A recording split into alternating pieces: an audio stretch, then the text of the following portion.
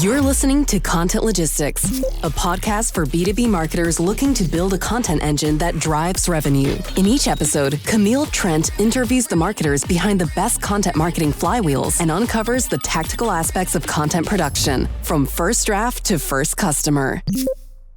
Welcome to another episode of Content Logistics. I'm your host, Camille Trent, and this episode is brought to you by the great Tristan and Justin over at Motion. They are the ones who produce this podcast, who cut up all the clips for me, who do the quotes, basically everything that you see, they have helped me create. I basically just sit here and talk to smart people. That is my job, and I'm not complaining. So a couple of weeks ago, I interviewed Ryan Law. He's the VP of content over at Animalz. And first off, I just really like that title because VP of content, you don't see it very much. We see a lot of VP growth, VP marketing. Don't see a lot of VP content. So excited about that. And then also Animalz. Animalz is like one of the best content marketing agencies out there. Been following their stuff for a while. They have some good strategies on content marketing in general, but also just deep, like insightful category content, as I like to put it, that is worth reading. So not just an SEO agency that makes transactional content, put a lot of thought, I think, into the types of stuff that they create. So without further ado, I will turn the time over to Ryan. Welcome, everybody, to Content Logistics. I'm really excited about today's episode. I have the Ryan Law. So if you are on Twitter, you will probably recognize that name if you're on marketing Twitter there. He goes pretty deep, like into content marketing and specifically content strategy, and is the VP of content at Animalz, which is like one of the most well-known, I think, content marketing agencies in SaaS. So without further ado, welcome, Ryan. Yeah, thank you for having me. And honestly, I feel like I'm with the Camille Trent as well, because I've been following you on LinkedIn for the longest time. So it's nice to connect and talk to you as well. Thanks for having me. Yeah, well, hopefully we can swap some tips and tricks about Twitter and LinkedIn, because I'm barely on Twitter, and someone joked the other day about like if you at me, like I'll respond in like 2 months. Like that's about like how often I check my like Twitter DMs. But luckily I checked and we were able to get in contact. So looking forward to this, to kind of just dive right into it. The problems like that I'm seeing is on Twitter, on LinkedIn, there are people saying like it's black and white, right? Like SEO is dead. You should be all in on social. Why aren't you building your email audience? So everyone has a perspective and usually reasons, like financial stake, like in their opinion on that, right? But the reality is that it comes down to your resources, your go-to-market plan, your business type, on what type of content strategy or what channel is going to work best for you. So I think oftentimes we think like the channel is the content marketing strategy, and like if you're not on the hottest channels, like you are dumb. When in reality it's about like where is your audience, and going backwards from there. So wanted to kind of just kick it off by saying like, what problems like are you seeing when people approach their content strategy? Like whether it's clients or other content marketers you talk to, like where do you see them go wrong? Well, I think you make a really good point in the sense that social media in particular does reward very binary, very black and white statements about what is best, what is amazing, when the sad reality of content marketing is it's just very, very nuanced and situational and sometimes a little bit complicated. And probably the thing I see people do most is approach content marketing from this kind of channel first perspective. They start by thinking, right, we want to do SEO, how do we do that? Or we want to do thought leadership, what's the process for getting started? And there's actually this huge missing step right at the beginning, which is, as a business, at whatever stage of growth we're at the moment, what is the hardest problem we're facing? And is there an application of content marketing that can help with that? You should always be led by whatever the problem is towards the growth, towards the channel you want to pick. And that kind of nuance, that conversation, I don't see much of that happening because the social media algorithms don't reward it. It's too complicated and too nuanced. So I see a lot of that happening. And even then, potentially just not being aware of like the breadth of the toolkit we have available to us as content marketers. And I've been doing this a long time now, like 11 years maybe. And for the longest time, I just thought SEO was content marketing and vice versa. Like I didn't know there was a difference between those, and I didn't know there were applications of content beyond just ranking for keywords. So yeah, joining Animalz, learning that, big eye opener, and it meant we have a slightly bigger toolkit to help customers with and to use ourselves. Yeah, no, I love that. I posted like the other day specifically about this of we've gotten so wrapped up in this idea of like specialization of like this person does this person does that, that it's like, no, like there's social media marketing and then there's content marketing and they're completely separate. When the reality is like, to me, like if it's content, if there's actual like content that's explaining something that goes deep or that lets something click in a way, like that is a form of like content marketing. There's different channels and like ways of going about it. So it's interesting to see like how content marketing, the definition is evolving, because I think you're right. At one point, like it was a content marketer would only do SEO or would only do like a certain type of long form writing. So I think we'll get a lot into like how content marketing is changing in this and how like your strategy might need to change with that as well. So let's just go like right into the logistics of this. So what kinds of pieces does Animalz prioritize? Just to kick this off, what kind of pieces do you prioritize? And then what kind of pieces do you tell your clients to prioritize and why? Yeah, I love this question because I feel like it's something I have to explain through the sales process quite often, because I think Animalz is well known for thought leadership content. That was what drew me to the blog. That was why I read it, because it was this interesting type of content I'd never seen before. It wasn't informed by keywords in the first instance. It was informed by like personal experience and opinion and correcting, misunderstandings and mistakes that we saw in the industry. And that, I think a lot of people assume we do that because it's the best type of content. Above all others, every company should in some capacity do thought leadership, and maybe we think that's the best type of content. That is not at all the case, like not even remotely. I was just looking at some data that we pulled for our last benchmark report. A really good way to refute that idea is actually that I think it was 85% of all the traffic we generated for our customers in the last 2021, I think it was. 85% of that came from organic search. So really, in most cases, not driven by thought leadership. And the simple point there is that we are a content marketing agency. Our business model, our unit economics, our go-to-market strategy needs to be very different to a lot of the companies we classically work with, which are quite often big B2B enterprise SaaS companies. At Animalz, for example, we have quite a high average contract value. Companies that come to us generally spend a good chunk of money with us. And that means we don't need the volume that a company that's selling, $5 a month app subscriptions need. We can have a much smaller target audience on the blog, and that works for us. That is profitable. That's the right business model. And we also generally work with like really discerning, experienced marketers, so like CMOs and founders. So our content has to be particularly discerning and thoughtful.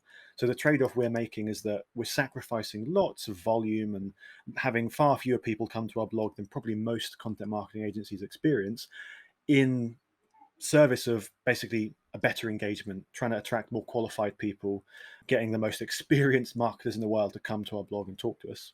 In terms of what we recommend to customers, thought leadership like that is one tool in that toolkit. We sometimes do work with companies that have similar business models, and actually for them, thought leadership is a great thing to do. Sometimes early stage founders are a great example of that. In their cases, building their personal brand is one of the most valuable things they can do, because maybe they're trying to raise funding. Maybe they want to communicate their vision for the industry, and all of that is more important and more immediate than generating a bunch of search traffic. But that's not always the case, obviously. Some companies come to us and they just want as much organic traffic as possible. That is totally the right thing to do.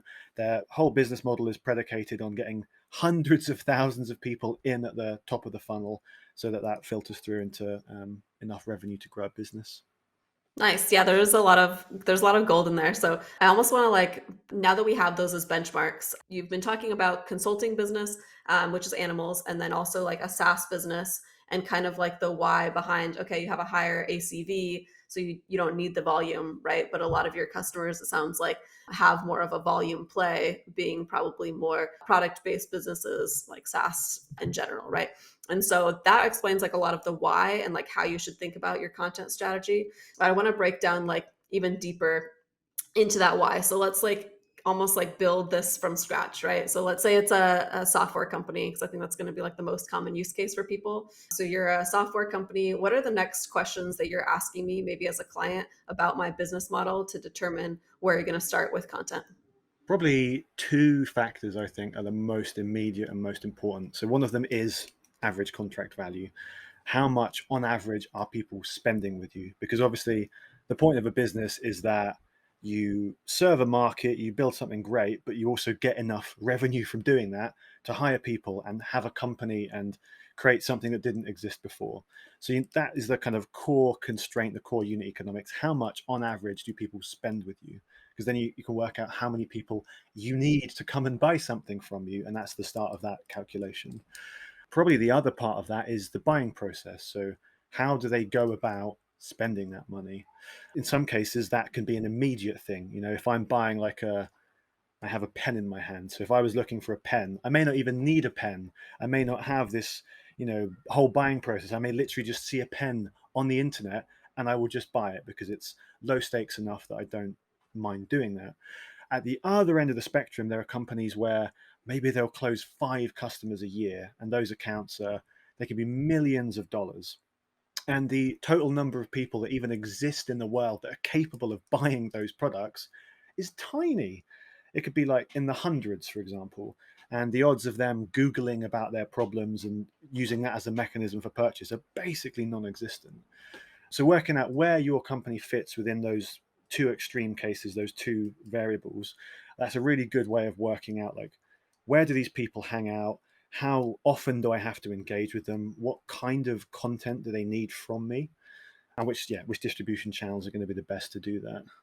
Yeah, that's great. That's a really nice breakdown of SaaS specifically. So I'm gonna like ask that same question for consulting, right? So like to me, there's a few different core like consulting models of there's like the agency model, and then there's kind of like the solopreneur type model. So let's first like walk through consulting. If you have like an agency style business, or I think this still applies to, a local like service-based business, how would you think about going about marketing?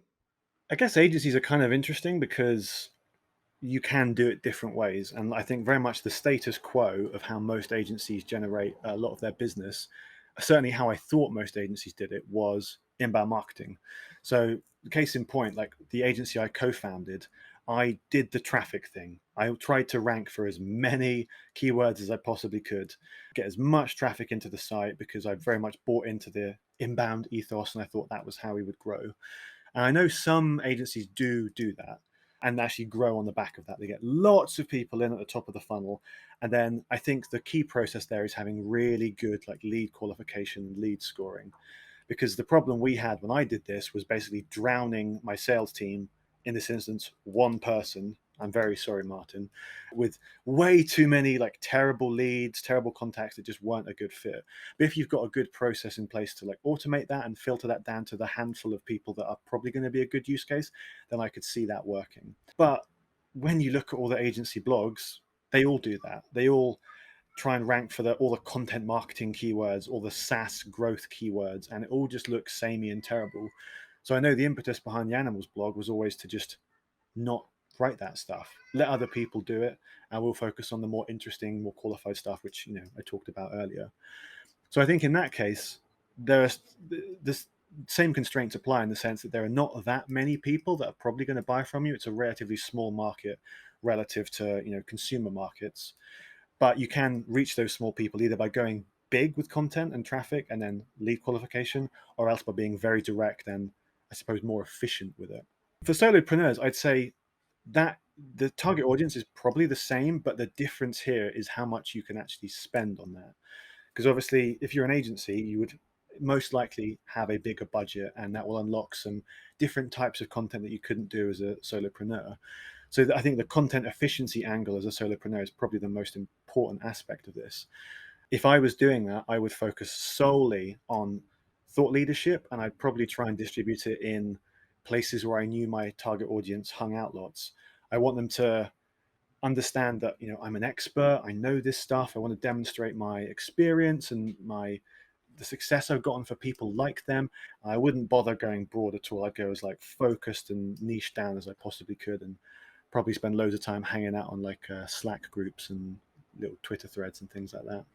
Yeah, no, this is great. Okay, so you, I think, touched on several different factors that I'll then like recap now so we can think about this for the rest of the episode in terms of what types of things should, if you're listening, you be considering as a solopreneur, as an agency owner, or as like a SaaS business. And it really like boils down to like, are you going to play the volume game, or are you going to have like a higher ACV, and are you going to play more of like the thought leadership game? And so in other words, like it comes down to your go to market and like what are you selling? Because those in general, like if you look at just economic supply and demand, like those are two ways that you can approach it. You can be everything to everyone and try and just have like a large TAM, go for the whole market, or have like a tiny sliver of that, but then be able to be like very focused and do like thought leadership to one audience. And so one thing that I want to recap like for people listening is like your specific use case for Animalz.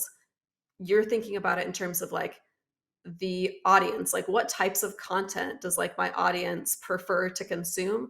And I think it's probably fair to say that a content marketer is willing to read a longer piece, or just read in general, maybe like than your average like consumer. And so for that reason, like you can probably still like get away with that, or like approach it that way. Whereas like another type of consumer, so let's say a developer maybe is going to have like a slightly different format that's going to be preferable to them. Same thing with sales, like same thing with CS. And so thinking about like how your audience prefers to consume content and how they currently interact with content, right? Like is actually like pretty smart. So I don't know if you have any thoughts like around that specifically, but wanting to make sure that I keep revisiting, it comes back to the customer, like what type of customer and how do they like to consume content? Yeah, I love that. Very much the way Animalz grew, and it still does grow in many ways. Like word of mouth is still a big thing, and that's typically, we do a good job with content marketing for a customer, often like the CMO of a Series B startup, something like that, something in that region, and that person has colleagues and peers at other companies that go, "Wow, I love what you've done with the content. How did you do that? Oh, you did it with an agency. Can you introduce us?" So we have this kind of core growth that comes from that demographic, like very experienced, savvy, in some cases cynical marketing people, because they've done all this before. They know how it works. They know the industry. They're beholden to business metrics, very no nonsense. And the entire impetus of the Animalz blog and the format we use is basically, what do those people care about? Because if you think about, if we want to write about content marketing, because these people do in some cases care about content marketing, you can do anything from writing content 101 stuff, how do you search optimize a blog post, all the way through to some like really nuanced, interrogative reflection on the models that impact like SEO. So a lot of the stuff we've written on the blog is, where is search heading? What are the incentives created by the current search model, and how can companies differentiate from that?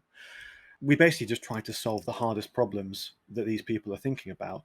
And I think sometimes like length is a necessary part of that, because hard problems probably require long answers in some cases. Yeah, no, that's great. So I think it's just a testament to, as I'm reading it, I'm like, oh, a writer wrote this. You're like thinking about it and you're connecting with the creator, because you're like, this person like gets me, right? Or like this person is the expert, like in this case, which is advantage that you have is like writers talking to writers, marketers talking to marketers, and so being able to have that in-house expertise is like kind of the next thing I wanted to talk about, because that I think is a determining factor on what you choose as well. So to break it down, like you mentioned, high ACV versus low ACV, that being like a huge factor. And I think that goes into like, are you sales led? Are you product led? Right? Because can you even afford to be sales led if you have too low of an ACV? Like probably not, right? So there's that. And then from that, there's like land and expand. So if you're product led, like it may be a by seat, right? And so like you might just have a few at first, but you're banking on that expand play to be able to kind of pay more for those first few seats, hoping that they'll expand. And then there's run rate. So are you funded, or are you a bootstrapped company? And if you, because you mentioned this, like if you are bootstrapped, or if you're like a solopreneur, you probably won't have like the budget to do certain strategies. And so that's going to like automatically determine like what type of strategy I can run. And then the last piece that we talked about is like, to do thought leadership, you have to be a thought leader for that space. You either have to be the thought leader, or you have to have someone within your company that's willing to be that's willing to set aside the time for that, or like get super innovative and go kind of the influencer creator type route, where you are paying like the people that are the experts or that are using the product to create that kind of like UGC content for you, or be the host of your podcast, right? So a bunch of different stuff that I just dropped there, but I think like you ran through like all of those different factors to consider when building your content strategy. And so I want to start from the bottom there about, when thinking about thought leadership, what resources do you have to have in place? I'm quite kind of egalitarian and democratic when it comes to who can write thought leadership. I'm kind of the opinion that every company has people within it that have solved a hard problem that other people would benefit from hearing the answer to. So I think we can have quite a restrictive definition where we think, unless you're a serial founder that's raised X million dollars and, gone to IPO or whatever, you can't be a thought leader. But I think the definition is much more generous and much more broad of that. I like the idea of earned secrets, which is this term that comes from Andreessen Horowitz. But basically, if you've solved a hard problem and you can share it with other people, that is something you have to thought lead with. You can get that out into the world because other people might not have done that. And so when we write thought leadership for customers, that is what we are trying to look for. What are the experiences that these people have had that other people have not had, that are worth sharing, that will solve problems? What are the perspectives on their industry that they are uniquely qualified to have because they're so immersed in the thing they do every day, and they've probably done for 10 years, that they are bona fide experts on? Or exactly as you say, actually, if they don't feel like they're the people that can do that, who within their network can we elevate and build our brand in a kind of serendipitous relationship with? Something like the First Round Review is a really great example of that. It's basically an entire amazing blogging strategy that is built on the backs of loads of really smart founders from companies that First Round is invested in. Makes them look good through association, and it elevates their portfolio companies as well. So I think, pretty much anyone that is working in an industry and solving a hard problem has something worth thought leading with. They just sometimes need a little bit of help to get those ideas out and frame them in a way that's going to be interesting to people. Yeah. I think an interesting point you brought up is almost like segmenting different types of like thought leadership too. So there's what I would call more like generalist thought leadership, which can be stories about funding, like what I've learned from building this business, right? And that's something that any founder or any kind of like founding member can kind of share, is building in public, right? Like that's a very popular style of like thought leadership right now. And I think there's benefit to that, to just bring awareness to your company. So there's that type. And then kind of, actually there's three. The one that kind of goes underneath that, but it's a little bit different, is like generalist in terms of you're an employee at this company. You might not have been like a founding member or helped like build it, but you can talk about what you do every day at that company, or just what you do in general, like things that you're passionate about that may have nothing to do with your work or like with the product that's solved. But again, still free advertising basically for that company in the awareness front. And then there's this third piece though, that's like, I'm an expert in the problem that I solve, or I'm an expert in this like product that we solve. And so this is, I think, like where it can be tricky for people that maybe sell to like a physician, but they don't have a physician in their company, right? Like they have developers, sales teams, marketers, no physicians though. And so that's like where it gets tricky, of tapping into your internal resources, especially if you are bootstrapped, or if you just seed round, to be able to hire somebody like that or partner with someone like that without having that type of capital to do thought leadership well. And this is like where I see the argument for things like SEO, right? Is it's like, and just paid ads, basically like any other type of like content marketing strategy, because like we really don't have like the resources then to maybe get that done, or we don't have the point of view. This is, I think, like another blocker maybe for folks, is we don't have product market fit yet, and we're not quite sure like what we want to say yet. And so in the meantime, we can at least like tag on to other existing categories And that's just like an easier format for most people, is like we can sort of like tag on to things that we already know that people are searching for and the problems that we already know that people know that they have, while we kind of figure it out ourselves of like, what is our a point of view, what is like our exact like target market. And while we're zeroing in on that, we'll do a little bit more of like transactional, listicle, maybe like style content, right? So just curious like on your thoughts about that and like how you differentiate the two. I love those points.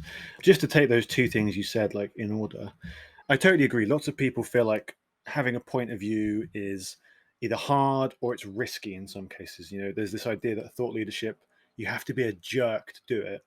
And I think that's not true. And I think the thing people are lacking is basically a set of heuristics to brainstorm what this content can look like, which is exactly what we talked about. Those three framings for it. If you have that, suddenly you go from this blank page where you don't know what the hell you're going to talk about, what is even worth sharing in my life, to having like a systematic process to reflect and think, okay, the goal is helping people. What out of my personal experience would this target audience find helpful? So I think anyone can probably, with a bit of help, with a few nudges and exercises, find a good point of view. And the point about, selling to medical professionals and not being a doctor, totally feel that. Like, we work with loads of companies where we kind of look at the subject matter and the brief and we go, okay, we're going to need to take some time just to even work out what this is, let alone write something good about it. And a lot of the way we approach that, if you can't find an SME to talk to for free, and quite often you can, like people that spend decades of their life being really nerdy about something quite often like the intrinsic reward that comes from sharing those experiences. But even if you can't, I think if you are a company that sells to medical professionals, and presumably you've got some measure of traction and like some medical professionals are customers, by definition, you have people in your team that must know something about the medical profession. They may not be doctors, but they must understand the processes and the workflows, and they've built a bit of software that helps with those things. So even if you can't necessarily, help them diagnose a really tricky ailment or whatever, there is still knowledge that you possess within that industry, within your company, that could probably be thought leadership in some way. And I'm very sympathetic. Sometimes simple content, just a bunch of keywords, a bunch of rankings, getting loads of people wholesale to the site is a really good thing to do, and you don't always need to overcomplicate it. But I think the number of companies and the number of industries that do have to overcomplicate it is growing, just as a virtue of how competitive search is increasingly becoming. There was obviously a time a few years ago where you could write pretty much anything and there was not enough competition, and you would rank for it and you would get lots of people to your site. Even if it was poorly written, if it missed the mark in some area, your content would still generate traffic and sometimes sales as well. But when you've got 20 other companies that are also trying to do that, that maybe are willing to spend a bit more money than you, or maybe they've got slightly better processes, it is really hard to compete on the same terms as those people, especially if they've been published 10 years before your article and they've got this moat of backlinks and domain authority. I think in those cases, the angle you have to think about is not just how do I match the search intent, how do I rank for this, how do I provide value? It's also how do I do it in a different way to anything that other people have published? What do we as a company uniquely have to say on this topic that will make people remember us and will earn a spot within the very competitive search results? Yeah, like starting with your point of view or starting with like the unique, value differentiator, the thing that you can add, like has to be at the core of every content strategy.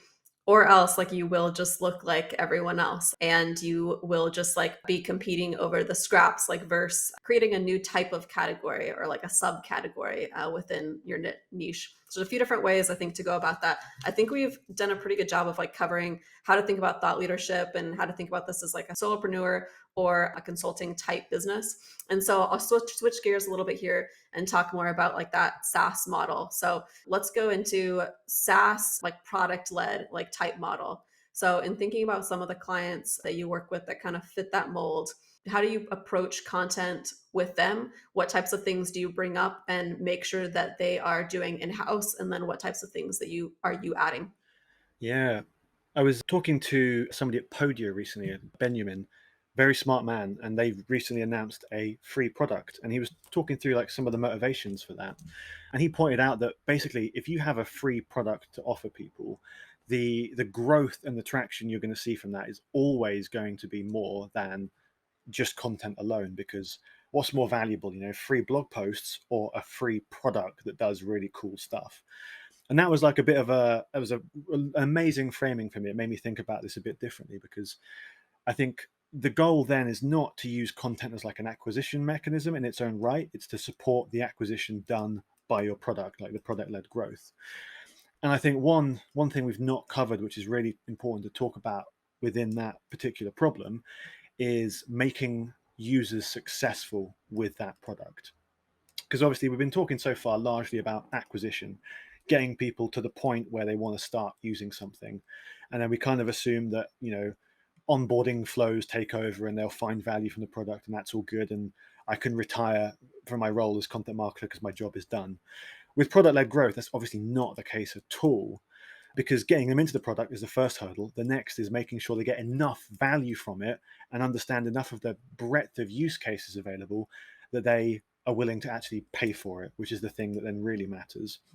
So a huge role of content marketing in that case is, how do you demonstrate the use cases? How do you show people the entire constellation of things they can do with it? Because we've worked with companies like Airtable or Zapier in the past, and they are platforms that can do literally anything. Again, not like my humble pen where everyone knows how to do with that. If you open up an Airtable database for the first time, it's kind of terrifying. You don't know what to do unless you come into a very specific use case. So a lot of the things we do in those cases are case studies. How have people like you solved the hard problems in their life using our software, our platform? And templates as well, building huge libraries of templates. How do we create something that a new user can copy and paste and then accelerate that time to value? And that has the happy consequence of quite often having a ton of search volume associated with it. A lot of the highest volume posts we've written for customers are how to do X template, and adding in some kind of free download or some product segue there is one of the best things you can do for those kind of companies, I think.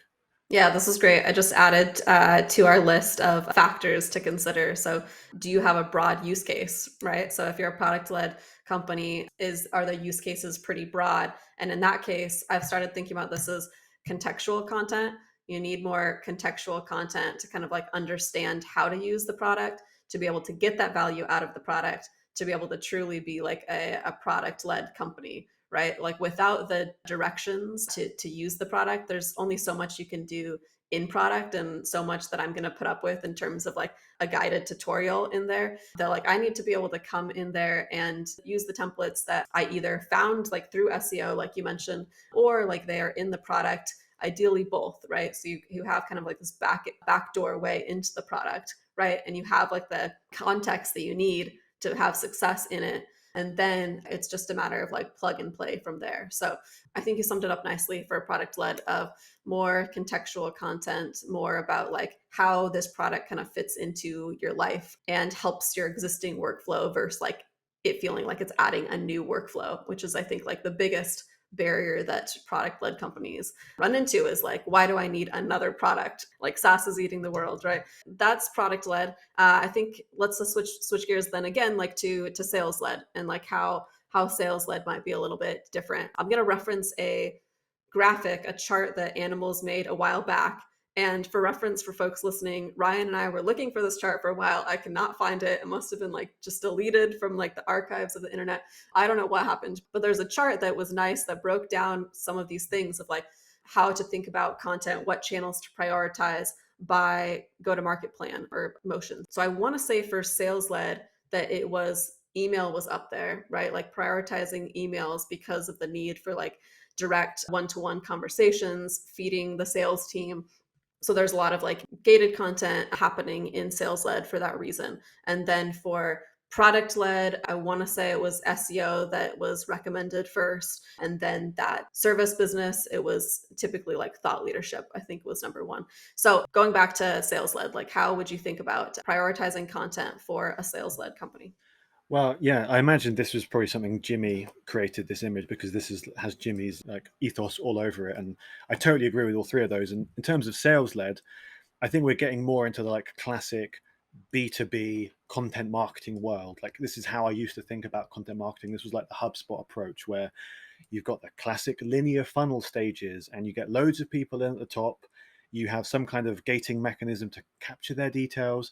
And then you have this intermediary stage where you're trying to engage with them and nurture them and deliver value and theoretically nudge them ever closer to that point of sale, where you can then hand off to the sales team and you've got loads of data about them and what they've engaged with. And theoretically, that sets them up for a really good, fruitful sales conversation. I think that makes total sense for a certain type of company, which, yeah, the sales led, probably more on the enterprise side of things, where they have, as you say, a big sales team that has to be fed constantly.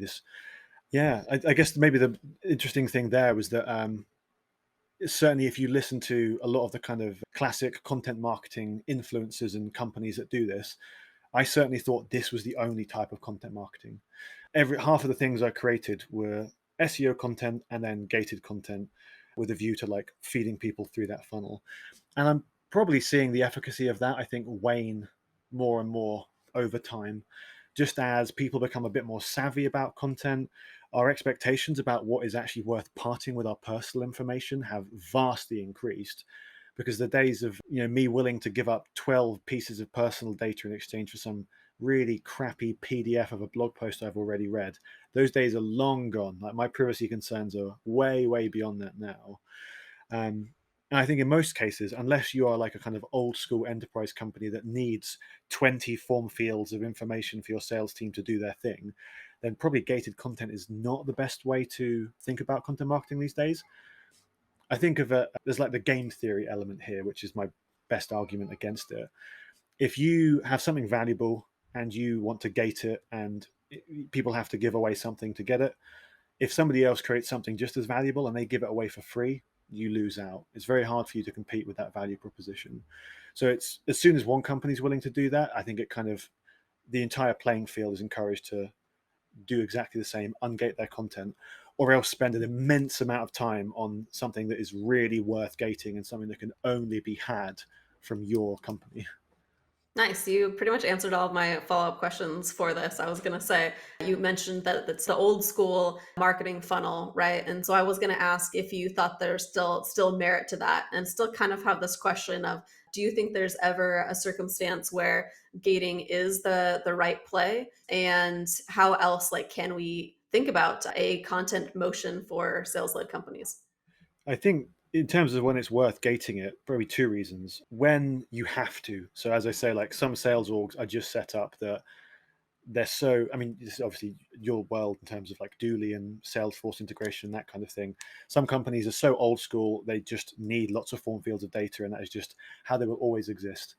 A lot of our biggest like enterprise companies, they have been doing this for decades, and the amount of time it took them to even move from spreadsheets to Salesforce means that they're going to be stuck using these processes and tools for the next 50 years, probably, just from how long it took. I guess the other thing is when it's in someone's interest, because I think there are use cases for gated content where it's beneficial to people. If there's like a big series of content you've created and it's spread across like a dozen pages on the internet, compiling that together into an ebook, maybe a different means of engaging with that, something that can be saved, I see a benefit to the reader there, and I think it's a justifiable use case for that.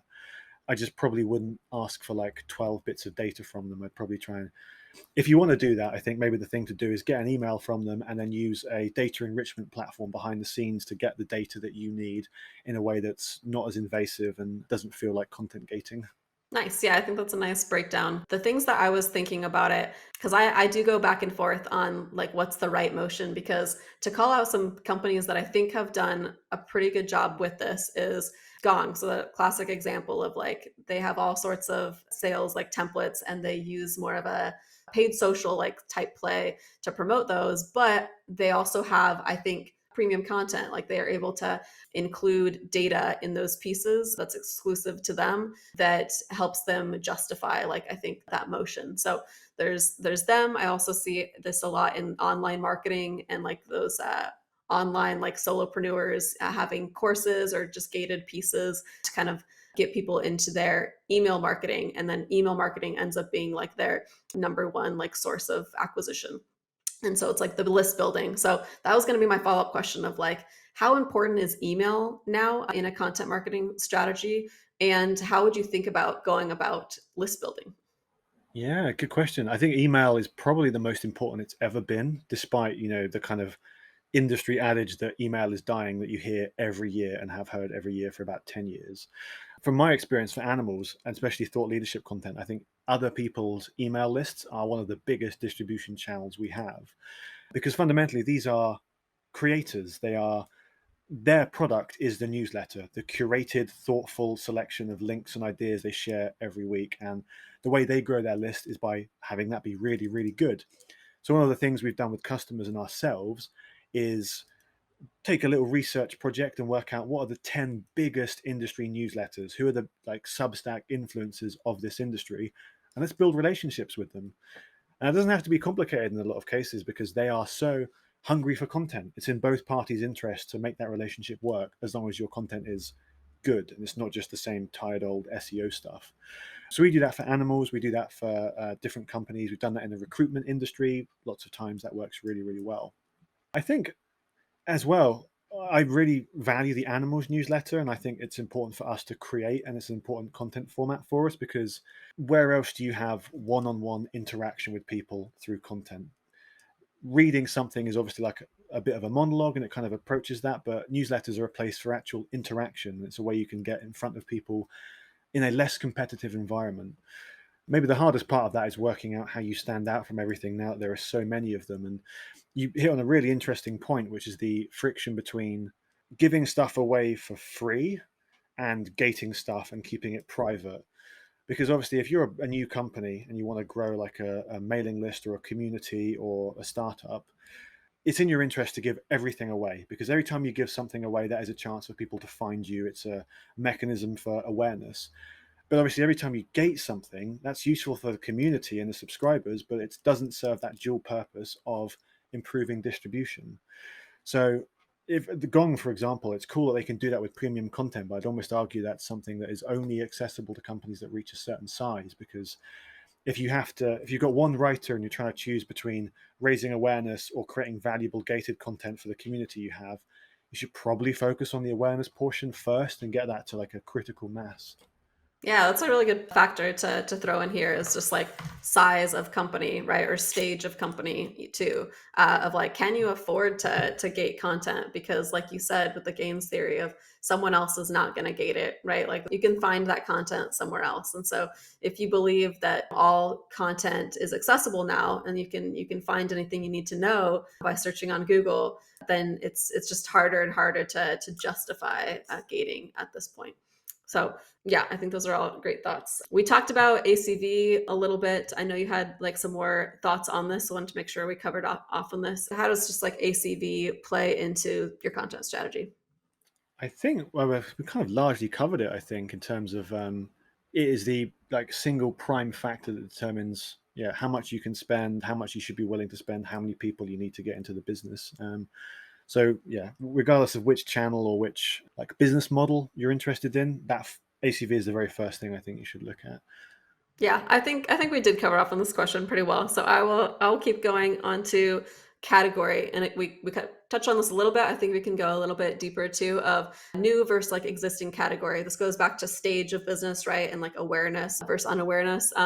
But companies that have a clear category that they slot into versus companies that are trying to do something completely innovative. How is that going to affect like how you go to market with your content?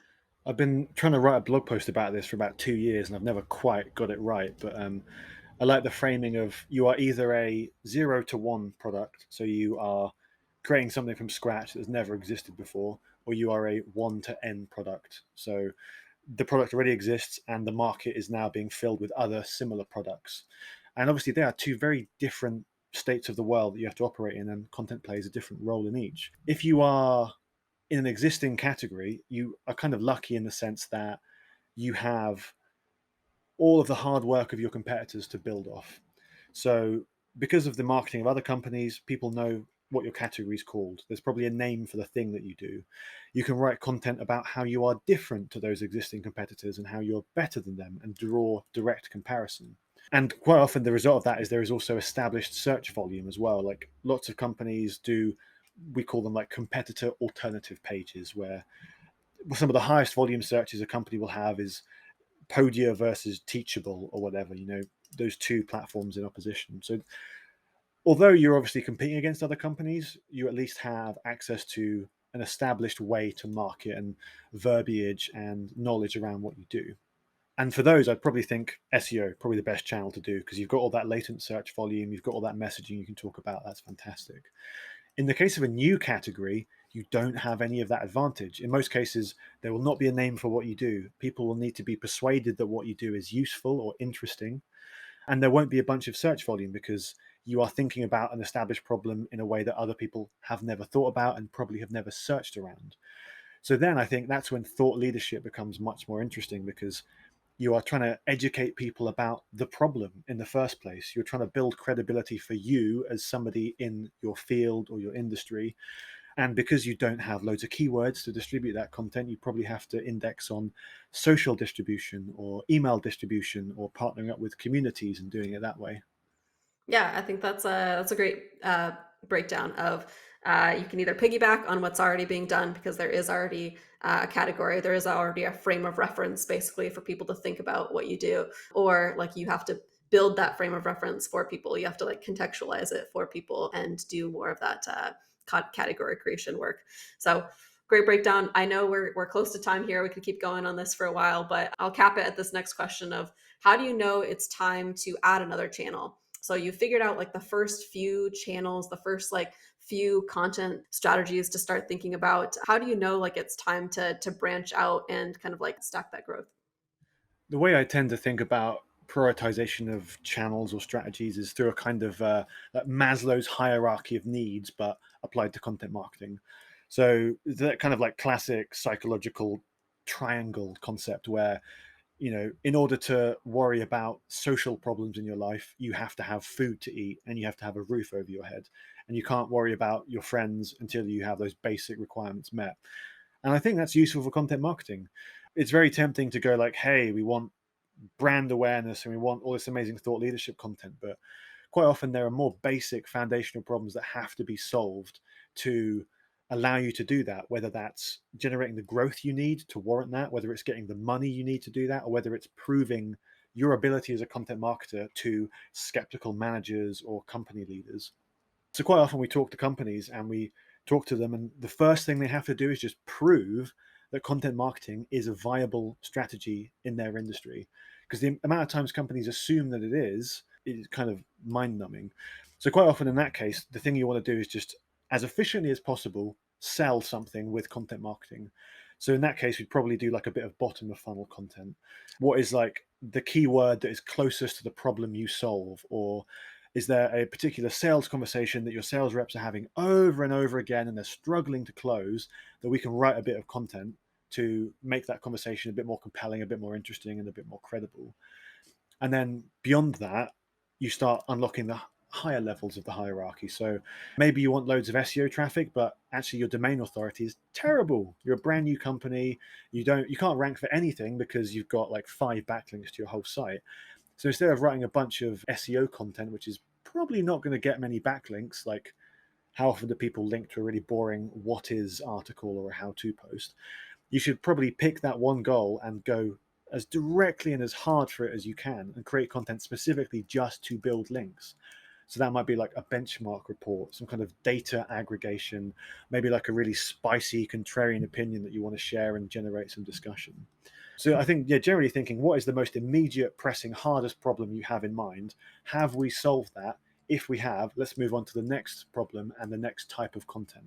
And just another point around this that I think is useful. I published a case study recently about one of our customers, a company called 360 Learning, and they are amazing at all aspects of content.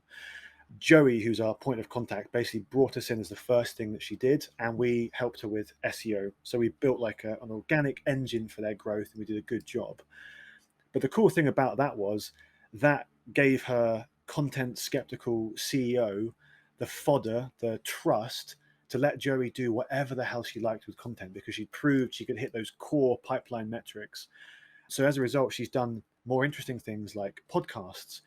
They've even done a docuseries where they actually filmed her onboarding at the company and like made it into a whole video series. All stuff which is really hard to justify unless you have those core pipeline metrics in place and you are generating new business from your content. Yeah, I love that. I love that you brought up the Maslow's like hierarchy into this, and Maslow, and just thinking about like cover your bases first, right? Like making sure that like you are hitting like the goals that you were hired to hit before like branching out and before like chasing the next shiny object. So yeah, so we can kind of wrap up there. I don't want to keep you too long. Hit that 1 minute mark. So where can people find you? Well, as you pointed out, I spend probably too much time on LinkedIn. So I'm on @thinking_slow. And other than that, the Animalz blog is the best place, or the Animalz newsletter if people aren't subscribed. We've been a little bit quiet for a while just because we've been working on some internal stuff, but I am back on that marketing business again, and we have a whole bunch of content going out in the next few weeks, including a few experiments and cool stuff that I think might be useful to people that are thinking about the future of content marketing. So check out the Animalz blog. Perfect. Well, I can vouch for Ryan. He shares some pretty interesting approaches about content marketing and just about life on Twitter. So follow him there, follow him on LinkedIn too, and check out Animalz if you're listening to this. All right. Cheers, Ryan. We'll talk soon. Yeah, thanks for having me. Thanks for listening to Content Logistics. This episode was produced by Motion, a done-for-you B2B podcasting agency for busy marketers. If you liked what you heard, please follow the show on Apple, Spotify, or wherever you listen to your favorite podcasts.